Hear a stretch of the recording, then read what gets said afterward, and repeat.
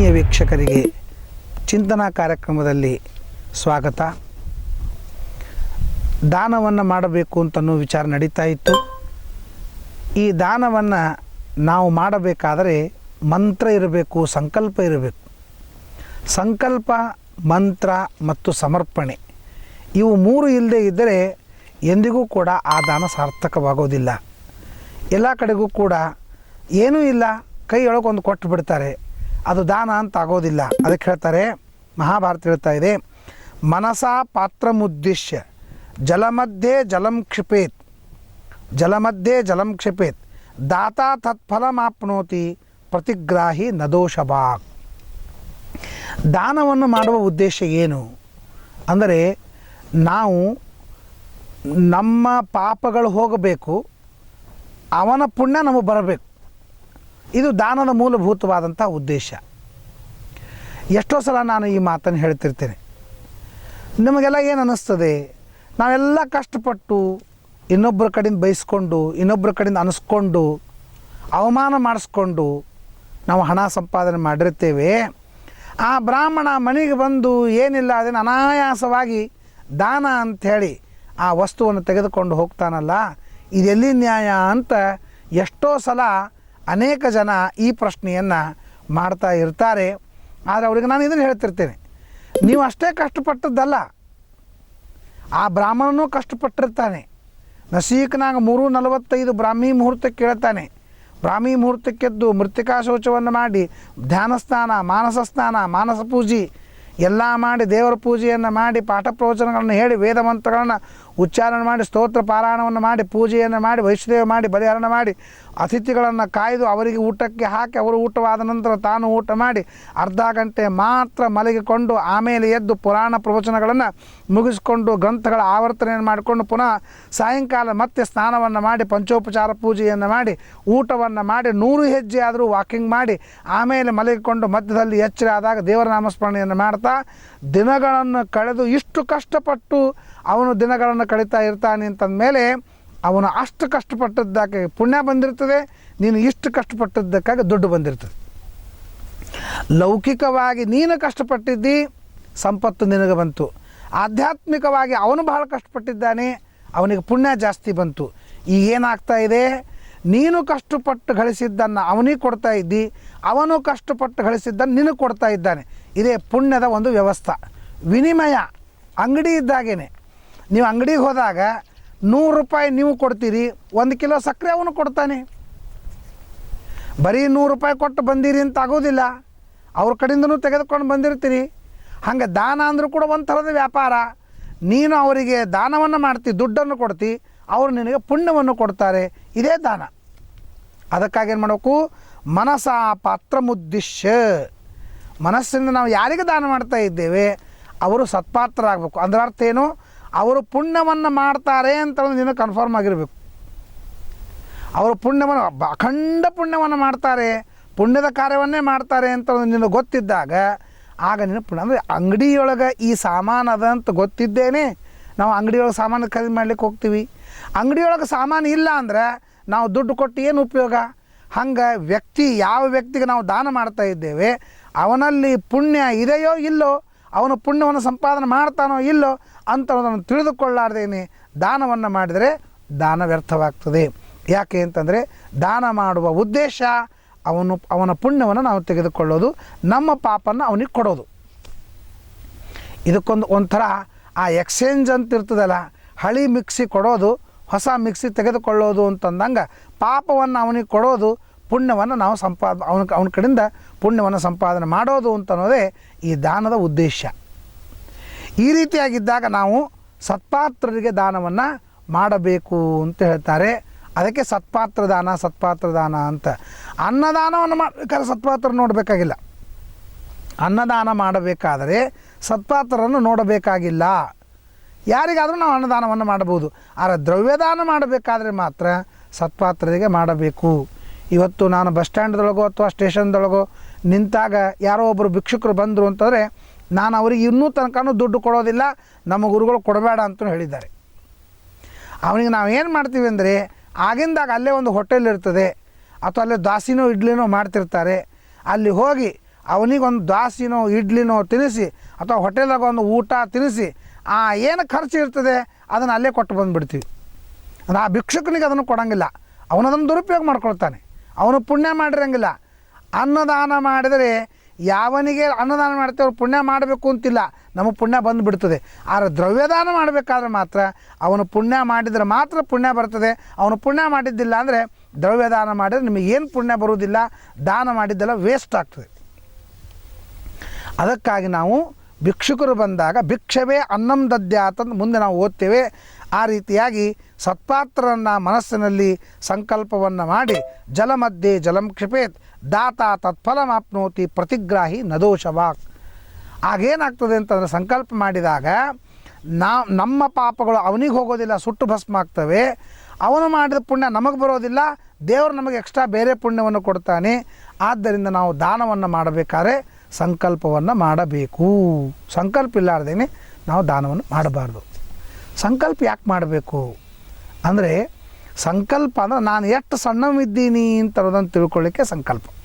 ಸಂಕಲ್ಪ ಏನು ನೋಡ್ರಿ, ಇಡೀ ಬ್ರಹ್ಮಾಂಡದ ಭರತಖಂಡೆ, ಭರತವರ್ಷೆ, ಜಂಬೂದ್ವೀಪೆ, ದಂಡಕಾರಣ್ಯೇ ದೋಷೆ ಅಂದರೆ ಭರತಖಂಡದಲ್ಲಿ ಒಂದು ಭರತವರ್ಷದಲ್ಲಿ ಗೋದಾವರಿ ತೀರ, ಆ ಗೋದಾವರಿ ತೀರದ ಒಂದು ದಕ್ಷಿಣ ಪ್ರದೇಶದೊಳಗೊಂದು ಕರ್ನಾಟಕದೊಳಗೊಂದು ಮನಿಯೊಳಗೊಂದು ಸಣ್ಣ ಕೋಲಿಯೊಳಗೊಂದು ಸಣ್ಣ ಫರಸಿ, ಆ ಸಣ್ಣ ಫರಸಿ ಮೇಲೆ ನಿಂತು ನಾನು ದಾನ ಮಾಡ್ತಾ ಇದ್ದೀನಿ ಅಂತಂದಮೇಲೆ ಯಾತರವ ನಾನಯ್ಯ ಇಂದಿರೇಶ ಅಂತನ್ನುವಂತೆ ಇದೊಂದು ಸಂಕಲ್ಪ. ನಾನು ಭಾಳ ಸಣ್ಣವಿದ್ದೀನಿ ಅಂತ ತಿಳ್ಕೊಂಡಾಗ ನಾವು ದಾನ ಮಾಡಿದಾಗ ನಮಗೆ ಸೊಕ್ಕ ಬರಂಗಿಲ್ಲ.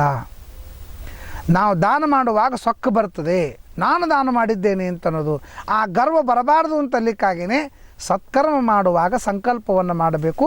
ಸಂಕಲ್ಪ ಏನು, ನಾನು ಭಾಳ ಸಣ್ಣವಿದ್ದೀನಿ ಅಂತನ್ನುವ ಅನುಸಂಧಾನ ನಮಗೆ ಬಂತು ಅಂದರೆ ಸೊಕ್ಕ ಬರಂಗಿಲ್ಲ ಅಂತನ್ನೋದಕ್ಕೆ ಸಂಕಲ್ಪ ಮಾಡಬೇಕು. ಆಗ ಆ ಫಲವನ್ನು ಪಡಿತಾನೆ. ಜೊತೆಗೆ ಮಂತ್ರಹೀನಂ ಅವಜ್ಞಾತಂ, ಮಂತ್ರ ಇಲ್ಲದೇನೆ ದಾನವನ್ನು ಮಾಡಬಾರ್ದು. ನಮೋಸ್ತನಂತಾಯ ಸಹಸ್ರಮೂರ್ತಜೆ ಸಹಸ್ರಪಾದಾಕ್ಷಿ ಶಿರೋರುಬಾಹವೆ ಸಹಸ್ರನಾಮ್ನೇ ಪುರುಷಾಯ ಶಶ್ಪತೆ ಸಹಸ್ರಕೋಟಿ ಯುಗಧಾರಿಣೀ ನಮಃ. ಅನಂತ ಕೈಗಳು, ಅನಂತ ತಲೆಗಳು, ಅನಂತ ಬಾಹುಗಳು, ಅನಂತ ರೂಪಗಳಿರತಕ್ಕಂಥ ಭಗವಂತ ಇವನಲ್ಲಿ ಇದ್ದಾನೆ. ಎಡಗಡೆಗೆ ಭಗವಂತನ 36,000 ಸ್ತ್ರೀ ರೂಪ, ಬಲಗಡೆಗೆ ಭಗವಂತನ 36,000 ಪುರುಷ ರೂಪ. ಒಟ್ಟಾರೆ ನಾನು ಯಾರಿಗೆ ದಾನವನ್ನು ಮಾಡ್ತಾ ಇದ್ದೇನೆ ಅವನಲ್ಲಿ ಭಗವಂತನ 36,000 ದಂಪತಿಗಳ ರೂಪಗಳು ಇವೆ. ನಾನು ಒಬ್ಬನಿಗೆ ದಾನ ಮಾಡಿದರೆ 36,000 ಭಗವಂತನಂಥ ಸತ್ಪಾತ್ರ ದಂಪತಿಗಳಿಗೆ ದಾನ ಮಾಡಿದಂತಹ ಪುಣ್ಯ ನನಗೆ ಬರ್ತದೆ ಅಂತ ಅನ್ನೋದನ್ನು ತಲೆಯಲ್ಲಿ ಇಟ್ಟುಕೊಂಡು ದಾನವನ್ನು ಮಾಡಬೇಕು. ಅದು ಬಹಳ ಫಲವನ್ನು ಕೊಡುತ್ತದೆ ಅಂತ ಅನ್ನೋದಕ್ಕಾಗಿ ನಾವು ಮಂತ್ರಹೀನಂ, ನಾವು ಮಂತ್ರವನ್ನು ಹೇಳಲಾರ್ದೇನೆ ದಾನವನ್ನು ಮಾಡಬಾರ್ದು. ಒಬ್ಬ ವ್ಯಕ್ತಿಗೆ ದಾನ ಮಾಡ್ತಾ ಇಲ್ಲ, ಆ ವ್ಯಕ್ತಿಯಲ್ಲಿ ಭಗವಂತನನ್ನು ಅನುಸಂಧಾನ ಮಾಡಿ ಭಗವಂತನಿಗೆ ದಾನವನ್ನು ಮಾಡ್ತಾ ಇದ್ದೀವಿ ಅಂತ ತಿಳ್ಕೊಂಡು ಆ ವ್ಯಕ್ತಿಯಲ್ಲಿ ಭಗವಂತನನ್ನು ಅನುಸಂಧಾನ ಮಾಡಲಿಕ್ಕೆ ಮಂತ್ರವನ್ನು ಹೇಳಬೇಕು. ಮಂತ್ರ ಇಲ್ಲದೆ ಮಾಡಬಾರ್ದು. ಯಾರಿಗೆ ನಾವು ದಾನವನ್ನು ಮಾಡಿದ್ದೇವೆ ಅವನನ್ನು ಮಧ್ಯದಲ್ಲಿ ಕೂಡಿಸಿ 5 ಪ್ರದಕ್ಷಿಣೆಯನ್ನು ಹಾಕಬೇಕು.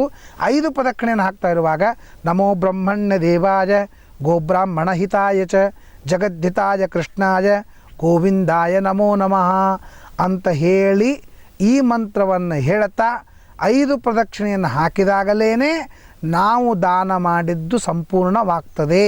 ಇಲ್ಲ ಅಂದರೆ ಸಂಪೂರ್ಣವಾಗೋದಿಲ್ಲ ಅಂತ ಮಹಾಭಾರತ ಹೇಳ್ತಾ ಇದೆ. ಅದಕ್ಕಾಗಿ ಮಂತ್ರಹೀನಂ, ಅವನು ಕೊಡುವಾಗ ಮಂತ್ರ, ಅವನು ತೆಗೆದುಕೊಂಡ ಮೇಲೆ ಮಂತ್ರ, ಆಮೇಲೆ ಪ್ರದಕ್ಷಿಣೆ ಹಾಕುವಾಗ ಮಂತ್ರ, ಯಾವ ಮಂತ್ರವೂ ಇಲ್ಲದೆ ದಾನವನ್ನು ಮಾಡಿದರೆ ಆ ದಾನವು ಫಲಪ್ರದವಾಗೋದಿಲ್ಲ ಅಂತ ಹೇಳ್ತಾರೆ. ಮಂತ್ರಹೀನಂ ಅವಜ್ಞಾತಂ ಅಂದರೆ ಅವಮಾನ ಮಾಡಿ ದಾನವನ್ನು ಮಾಡೋದು ಅಂತ ಹೇಳಿದ್ದಾರೆ. ಎಷ್ಟು ಜನ ಶ್ರೀಮಂತರು ಎಂತಹ ಸೊಕ್ಕು ಗೊತ್ತದೆ, ನನ್ನಲ್ಲಿ ದುಡ್ಡದ ಅಂತನ್ನೋ ಗರ್ವ ಅದು ಹೆಂಗೆ ಸೋರ್ತಿರ್ತದೆ ಅಂತಂದರೆ ಚೂಟಿದ ಹೆಂಗೆ ರಕ್ತ ಬರ್ತದೋ ಹಂಗೆ ಅವರು ನಿಂತರ ಸೊಕ್ಕ ಹೊರಗೆ ತೋರ್ತದೆ. ಅಷ್ಟು ಸೊಕ್ಕ ನಾನು ನೋಡಿದ್ದೇನೆ. ಅವರನ್ನು ಕರಿಬೇಕಾದ್ರೆ ಏಯ್ ಬಾಯ್ಲೆ ತಗೋ ಅಲ್ಲಿ ತಗೋ ಅಂತ ಹೇಳ್ತಾರೆ. ಇದು ದಾನದ ಪದ್ಧತಿ ಅಲ್ಲ. ನಾವು ಸಣ್ಣವರು ಅಂತನ್ನೋ ಅನುಸಂಧಾನ ಬಂದಾಗೆ ದಾನ ಮಾಡಲಿಕ್ಕಾಗ್ತದೆ. ನಾನು ದಾನ ಮಾಡ್ತೀನಿ, ಅವನಿಗೆ ಉಪಕಾರ ಮಾಡ್ತೀನಿ ಅಂತ ಅನ್ನೋ ಬುದ್ಧಿ ನೀನು ಇರಬಾರ್ದು. ನೀನು ಬೇಕಾದಷ್ಟು ಶ್ರೀಮಂತನಿರಬಹುದು, ಆದರೆ ನಿನ್ನ ಶ್ರೀಮಂತಿಕೆಯನ್ನು ತೋರಿಸ್ಲಿಕ್ಕಾಗಿ ನೀನು ದಾನ ಮಾಡ್ತಾ ಇಲ್ಲ.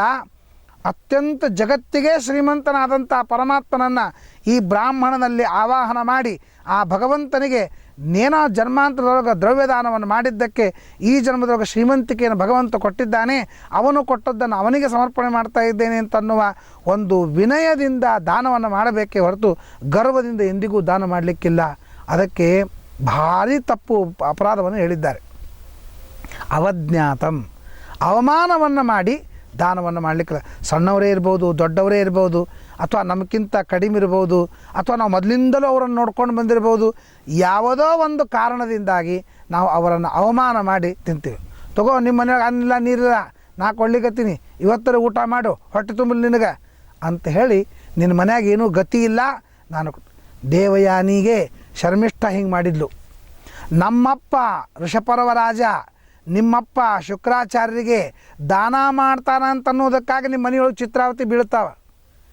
ನೀನು ಒಂದು ಮನೆಯೊಳಗೆ ಹೊಟ್ಟಾಗ ಒಂದು ತುತ್ತು ಬೀಳ್ಬೇಕಾದ್ರೆ ನಮ್ಮಪ್ಪ ನಿಮ್ಮ ಅಪ್ಪಗೆ ದಾನ ಮಾಡಿದ್ದಕ್ಕೇ ನೀನು ತಿಂತೀರಿ, ಇಲ್ಲ ಅಂದ್ರೆ ನೀವೆಲ್ಲಿ ತಿಂತೀರಿ, ಭಿಕಾರಿಗಳು ಅನ್ನಿಲ್ಲಾರ್ದೇ ಸಾಯ್ತೀರಿ ಅಂತ ಆ ಜಗಳದೊಳಗೆ ಆಕೆ ಹೇಳ್ತಾಳಂತೆ ಶರ್ಮಿಷ್ಠ ದೇವಯಾನಿಗೆ.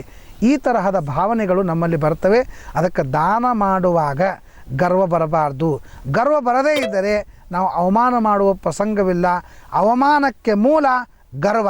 ಆ ಗರ್ವ ಇಲ್ಲಾರ್ದೇನೆ ದಾನವನ್ನು ಮಾಡಬೇಕು ಅಂತ ಅನ್ನೋದಕ್ಕಾಗಿ ಅವಜ್ಞಾತಂ, ಮಂತ್ರಹೀನಂ ಅವಜ್ಞಾತಂ, ಮಂತ್ರ ಇಲ್ಲದೆ ಅಪಮಾನ ಮಾಡಿದಂತಹ ಈ ದಾನವನ್ನು ಮಾಡಿದರೆ ಈ ದಾನ ಯಾರಿಗೆ ಹೋಗ್ತದೆ ಅಂತ ಮಾರ್ಕಂಡೇಯ ಋಷಿಗಳು ನಾರದರಿಗೆ ಕೇಳ್ತಾರೆ.